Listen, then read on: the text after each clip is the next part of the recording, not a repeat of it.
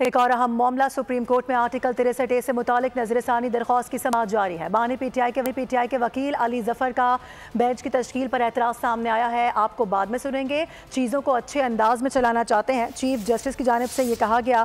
Justice Mansoor के इनकार के बाद जस्टिस नईम अफगान को शामिल किया गया है। चीफ जस्टिस ने यह भी वाजे किया है। उन्होंने कहा कि जस्टिस मुनीब अपने पहले वाले मौक़िफ़ पर कायम है। आजकल तो सबको मालूम है कि सुप्रीम कोर्ट में क्या चल रहा है। सुप्रीम कोर्ट में कुछ भी बंद दरवाजों के पीछे नहीं हो रहा। इसी हवाले से बात कर लेते हैं। तैयब बलोच हमें ज्वाइन कर रहे हैं। तैयब, रोस्टम पर इस वक्त कौन मौजूद है, क्या क्या दलाइल सामने आ रहे हैं, किस तरह की गुफ्तगू हो रही है, जरा नाजरीन को भी आगाह कीजिएगा इस हवाले से। आइन के आर्टिकल 63A से नजरसानी से मुतल्लिक केस की समाअत चीफ जस्टिस काजी फैज ईसा की सरबराही में। तैयब से रब्ता करने की दोबारा कोशिश करेंगे। अपने नाजरीन को बता रहे हैं कि ये अहम मामला है। सुप्रीम कोर्ट में आर्टिकल 63A से मुतालिक नजरसानी दरख्वास्त की समाअत हो रही है इस वक्त, और बानी पीटीआई के वकील अली जफर की जानिब से बेंच पर एतराज़, इसकी तश्कील पर एतराज़ सामने आया है, जिस पर चीफ जस्टिस ने जवाब दिया है कि आपको इस हवाले से सुनेंगे, बाद में सुनेंगे। हम चाहते हैं कि तमाम तर तरीक़ा अच्छे और खुश इसलूबी के साथ इस अहम मामले को कर लें। कमेटी के मिनट सुप्रीम कोर्ट वेबसाइट पर भी अपलोड कर दिए हैं। चीफ जस्टिस ने यह भी वाजे किया कि आजकल पूरे पाकिस्तान को मालूम होता है कि सुप्रीम कोर्ट में क्या चल रहा है। कोई भी मामला बंद दरवाज़ों के पीछे नहीं करते। केस की शफाफियत का अंदाज़ा इस बात से लगाया जा सकता है। तैयब, आगाह कीजिएगा। जी, आइन के आर्टिकल 63A की नजरसानी से मुतल्लिक केस की समाअत चीफ जस्टिस काजी फैज ईसा की सरबराही में सुप्रीम कोर्ट का 5 रुकनी लार्जर बेंच कर रहा है। पहले इस बेंच में जस्टिस मुनीब अख्तर शामिल थे, ताहम उन्होंने 2 खतूत लिखकर बेंच की कंपोजिशन पर एतराज कर दिया, जिसकी वजह से supreme court practice and procedure committee का पहले इजलास हुआ और उस इजलास में नई मुनीब अख्तर की जगह जस्टिस नईम अफगान को जो है वो शामिल किया गया।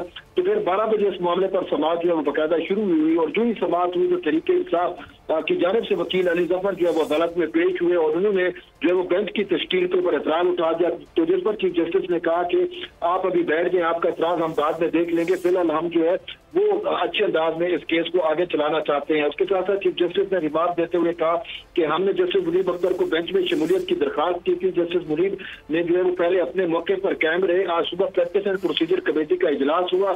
जस्टिस मंसूर अली शाह को भी शिरकत के लिए कहा गया, लेकिन वो नहीं है।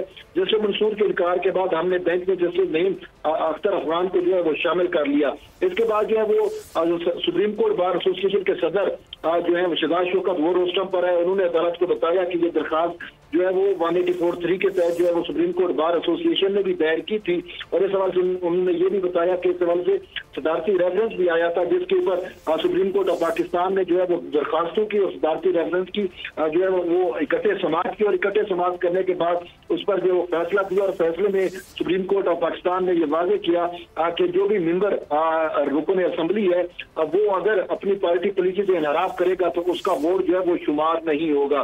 तो दौरान समाज जो है वो चीफ जस्टिस की जानिब से ये भी सवाल किया गया क्या रेफरेंस और आपकी दरखास्तें एक साथ सुनी गई, तो उन्होंने कहा कि सारी दरखास्तें जो है वो एक साथ सुनी गई। और इसके साथ साथ शहजाद शौकत की जानिब से पूरा केस का पस मंजर जो है वो भी अदालत के सामने रखा गया और इसके साथ साथ चीफ जस्टिस काजी फैज ईसा ने का ये कहना था क्या अदालत की ये राय सदर के सवाल के जवाब में थी, तो इस पर उन्होंने कहा कि सदर के सवाल के जवाब में भी थी और जो है वो दरखास्तें भी इस हवाले से आई हुई थी। तो चीफ जस्टिस ने कहा कि ये बड़ी हैरत है कि जब कोई जज कोई जो है मेंबर रुकन असेंबली जो है वो अपना वोट ही कास्ट ना करे तो फिर उसके ऊपर सजा का कैसे इतलाक जो है वो हो सकता है। और चीफ जस्टिस का ये भी कहना था क्या अदालत ने इस फैसले में 95 के बारे में कुछ कहा है कि किसी जमात का रुकन पार्टी सरबराह को पसंद ना करे और हटाना चाहे तो वो फिर क्या कर सकता है। अगर अरकान का वोट तक गिना ही नहीं जा सकता तो फिर क्या किया जाएगा। बलूचिस्तान में इन्हीं दिनों में ही जो है उन्हीं के जमात के लोगों ने अपने वजीर आला के खिलाफ अदम एतमाद लाए थे और